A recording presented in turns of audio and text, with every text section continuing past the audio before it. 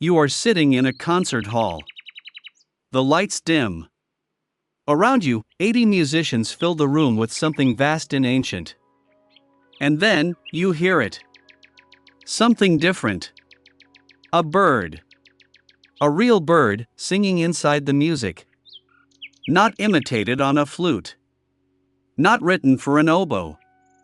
A real living creature, its voice rising through the orchestra like a thread of gold. You do not understand how. You do not understand why. But something inside you recognizes it immediately. You have heard this before.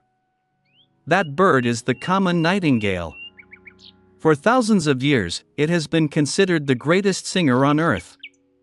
Ancient Greeks called it the voice of the gods. Poets across every century have written about its song. A single nightingale can produce over 600 different melodies. It sings mostly in darkness, which is how it earned its name. Night singer. And its voice carries something that human music has always tried to reach, but never quite managed. In 1924, an Italian composer named Ottorino Respighi was writing a symphony about the city he loved most. Rome. He called it Pines of Rome. It had 4 movements, each one painting a different scene of the eternal city. The Roman children playing under the great umbrella pines of the Villa Borghese. The ancient catacombs beneath the streets. The legions of Rome marching in the golden light of dawn. And the final movement, his most tender, his most mysterious, he called the Pines of the Janiculum. The hill that overlooks Rome at moonrise. He wanted to paint moonlight. He wanted to paint the night itself. And then Respighi had an idea that had never appeared in a classical score in the history of music. Into the orchestral manuscript, in his own handwriting, he wrote a stage direction unlike any other. A gramophone is placed near the podium and records the song of a nightingale. Not a melody written for the flute. Not an imitation. A gramophone. A phonograph recording of a real nightingale, played on stage inside a live symphony orchestra. The first time in history that a sound recording had ever been written into a classical score. At the premiere, in Rome, in 1924, the audience heard it for the first time. The great orchestra fell quiet. The cellos sank to almost nothing. The moonlight came through the music.